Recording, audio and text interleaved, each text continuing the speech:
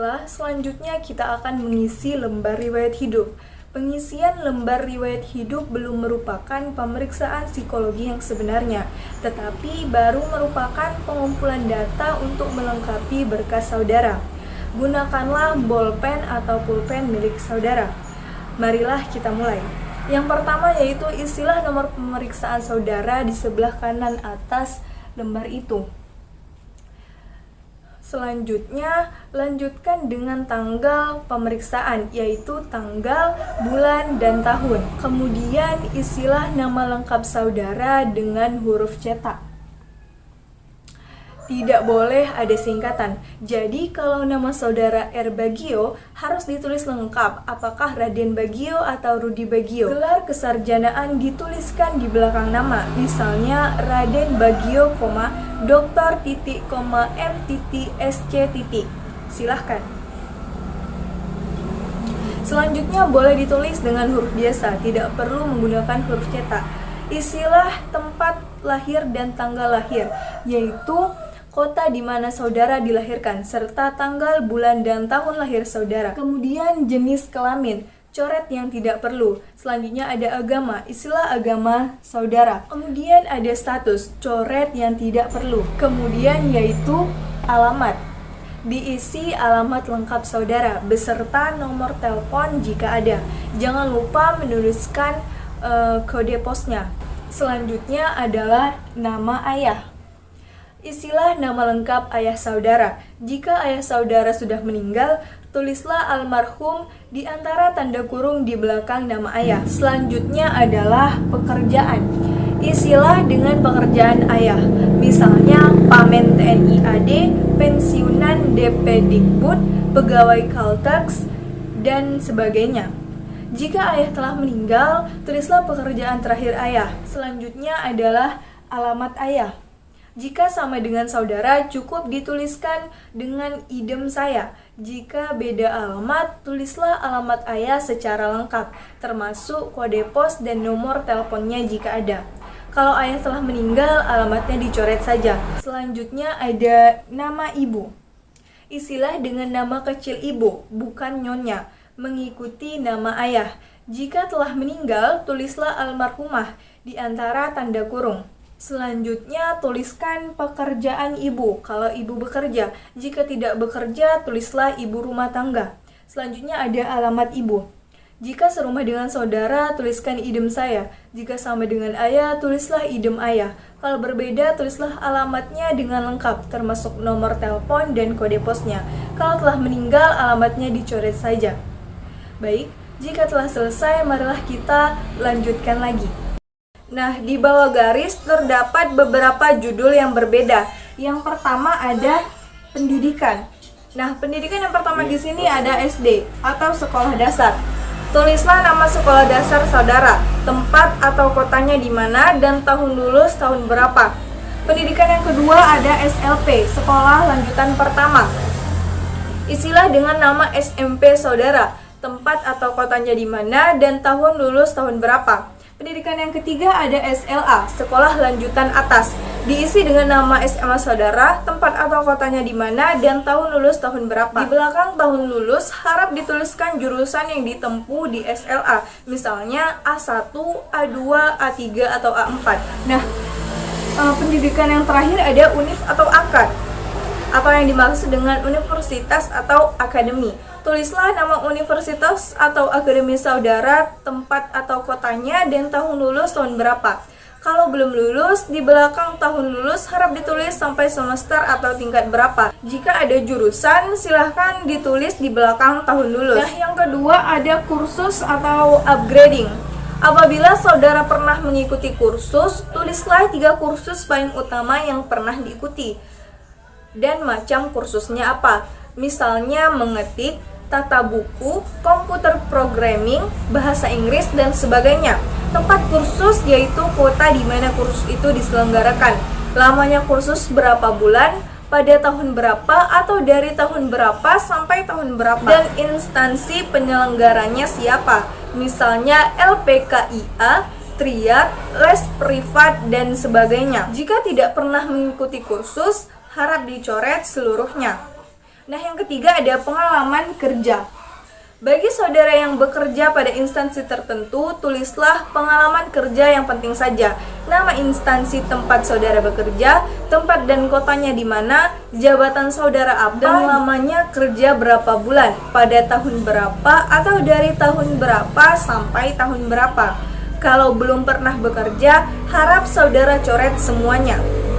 Nah, selanjutnya yang keempat itu ada kehidupan berorganisasi.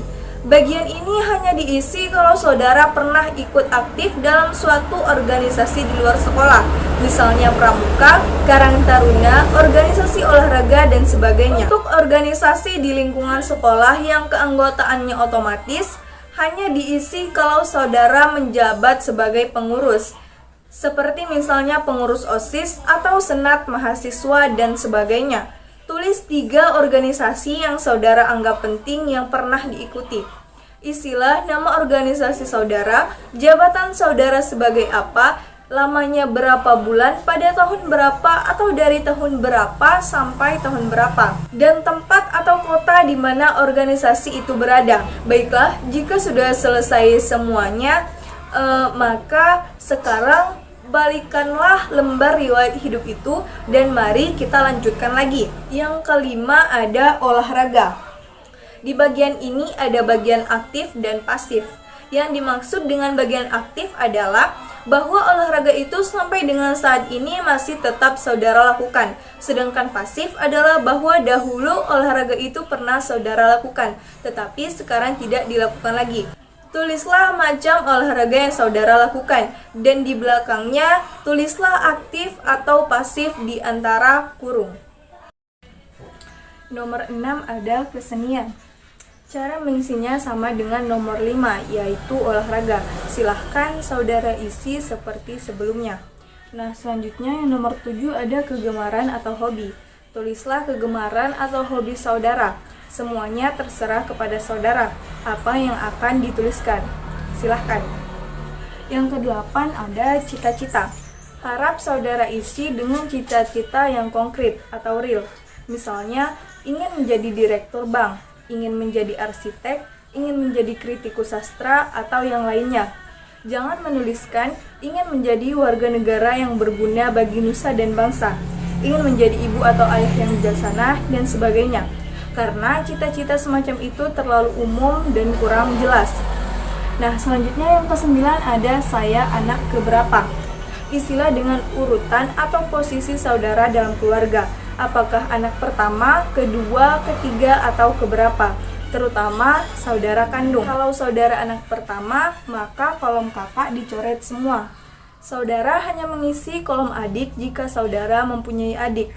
Mulailah mengisi dengan jenis kelamin adik yang pertama dengan melingkari huruf L untuk laki-laki atau huruf P untuk perempuan. Kemudian tulislah di kolom pekerjaan atau sekolah, instansi dan jabatannya kalau sudah bekerja, atau sekolahnya dan kelas atau tahun keberapa jika masih sekolah. Lanjutkanlah sampai dengan adik saudara yang paling kecil. Jika saudara anak ketiga, maka kolom kakak harus saudara isi dengan data kakak. Lingkarilah jenis kelamin kakak saudara. Kemudian isilah kolom pekerjaan atau sekolah seperti yang dijelaskan tadi. Lanjutkanlah dengan kolom adik apabila saudara mempunyai adik. Jika saudara tidak mempunyai adik, kolom adik harap dicoret seluruhnya. Kalau saudara anak tunggal, kolom kakak dan kolom adik dicoret seluruhnya. Pertanyaan ke-10 adalah apakah saudara pernah sakit keras? Pertanyaan ini harap dijawab. Jika saudara pernah sakit keras, yaitu sakit yang memerlukan perawatan lama atau yang dirasakan berat, lingkarilah kata pernah. Kalau tidak pernah sakit keras, lingkarilah kata tidak pernah. Kalau pernah sakit keras, jawablah pertanyaan di bawahnya. Tulislah apa penyakit saudara waktu itu, dan bila mana terjadinya, cukup tuliskan saja tahunnya. Pertanyaan selanjutnya ada, apakah saudara pernah mengalami kecelakaan berat? Yang dimaksud dengan kecelakaan berat adalah kecelakaan yang menimbulkan cacat, yang masih dirasakan akibatnya sampai saat ini, atau yang harus dirawat di rumah atau di rumah sakit. dalam waktu yang cukup lama. Kalau pernah, lingkari kata pernah. Jika tidak pernah, lingkari kata tidak. Jika pernah, jawablah pertanyaan di bawahnya. Kecelakaan apa pada waktu itu? Bila mana terjadinya, cukup tahunnya saja. Dan apa akibatnya? Kalau tidak pernah mengalami kecelakaan berat, coretlah pertanyaan di bawahnya. Nah, pertanyaan terakhir yaitu, pernahkah saudara mengikuti psikotes? Maksudnya adalah pemeriksaan psikologi sebelum hari ini. Jika pernah, lingkari kata pernah. Kalau tidak pernah, lingkari kata tidak. Kalau pernah, jawablah pertanyaan di bawahnya. Bila mana, cukup tahunnya saja. Tempatnya cukup kotanya saja. Pemilihan jurusan, seleksi masuk sekolah, seleksi pegawai, dan sebagainya. Jika lebih dari sekali, harap dituliskan semuanya. Kalau tidak pernah, harap pertanyaan di bawahnya dicoret semua. Jika sudah selesai, di bagian bawah garis silahkan ditulis simelu, tanggal, bulan, tahun pada hari ini. Kemudian saudara bubuhi tanda tangan. Tidak usah diberi nama jelas lagi. Baiklah saudara-saudara, pengisian lembar riwayat hidup telah selesai. Letakkan alat tulis saudara. Telitilah kembali isiannya. Jika sudah selesai, letakkan lembar riwayat hidup itu di sisi meja yang kosong untuk dikumpulkan. Sekarang kita akan mulai dengan pemeriksaan psikologi yang sebenarnya.